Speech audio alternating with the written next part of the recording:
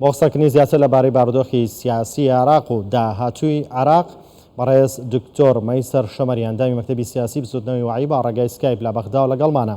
دکتۆر مەیسەرم کاتتان باش. ئێوە و 5 لایەنی سیاسی دیکەی عێراق هاوپەیمانێکتان پێکهێناوە. دەتانەوێت چی بکەن؟ چیتان پێکرێت لە کاتێکدا کە لایەنە سیاسی گەورەکانی عێراقی چیان پێ ناکرێت؟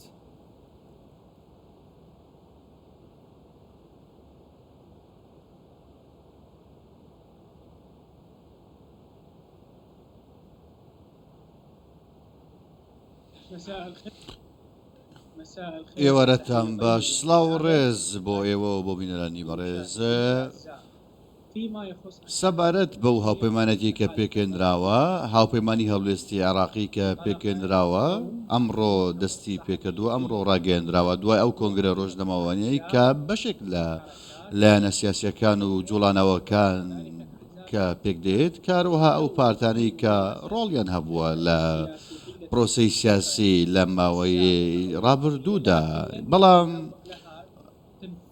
نوێنەرایەتیشی و هەژمونی ئەو تۆیان نەبووە لە نێو دەسەڵاتەکانی جێبەجێکردن و یاساداناندا.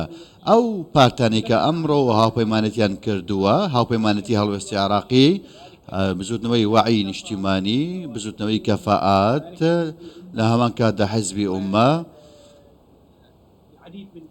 هەروەها ژمارێک لە جوڵانە و پارتی دیکە هاوپەیمانەتیان کردو. ئێمە ویستمان پەیامێک بگەێنین، نەخشارەگەیەک دابنین لە چوارچەوەی ئەم هاوپەیوانەتیە. ئێمە بەشێک نین لە تەنگژەی سیاسی کە ئەو تەنگژەی سیاسی کە هەیە. ئێمە قسە لەسەر ململانی نێوان چوارچەوەی هەمانجی و ڕوتی سەدەر دەکەین لەبارەی پێکێنانی حکوومەتەوە کە بەڕاستی هۆکە ئەنجامەکەی چی بوو؟ ئەنجامەکەی پەخستنی پەرلەمانی عێراق بوو بۆ 9 مانجی ڕابردوو.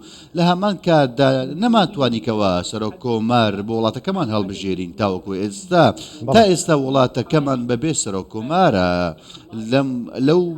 لەو مادە دەستوریانی کە تێدا هاتووە. ئێمە بەڕاستی ئێمە وادە دەستوریەکانمان پێشێل کردووە، دەستوری عێراق پێشێل کراوە. لە هەمان کاتدا شکستی دیکەشمان هێناوە، کاندیدی سەرۆکوەزیران ڕانست پێدراوە تاوەکو ئێستا کە ئەمە هۆکاری هەموو ئەم تەنگژانە چ بوو؟ ئەمەیە کە من باسی دەکەم، ڕانەسپاردنی سەرۆکوەزیران. ئایا توانە هەیە ئەم کارە بکەین؟ ئایا ڕنگدانەوە نێرینەکانی ئەم بابەتە لەسەر واقعی کۆمەڵایەتی و تەندروستی و پەروەردەی و فێرکردن و ئەمن و ئاسایش، تەنانەت ئابووریش و سیاسیش، ئایا ڕنگدانەوەی چی دەبێتم؟ ئەم هاوپەیمانەتی کە پێکێنرایەوە دەیەوێت کەوا ڕۆڵێکی بنەڕەتی و سەرەکی هەبێت لە قۆناغی داهاتوودا لە چوارچێوەی بوونی ئەو سیاسیانەی کە هەنە و ئەو سیاسیانی کەوە هەن خۆمان ڕێک دەخەین بۆ هەڵبژاردن. دکتۆر مەیسەر، هاوپەیمانی پێگەی عێراقی کۆکن لەسەر هەڵوەشاندنەوەی پەرلەمان لەگەڵ هەڵوەشاندنەوەی پەرلەمانن ئێوە یاخودنا؟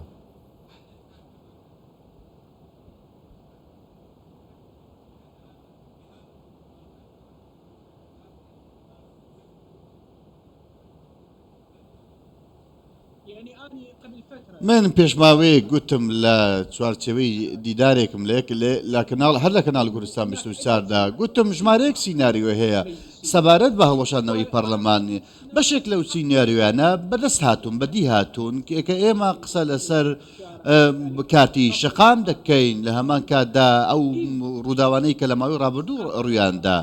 ئەگەر هاتوو هەردوو لایەن بڕیار بدەن بۆ هەڵوەشاندنەوەی پەرلەمانی عێراق،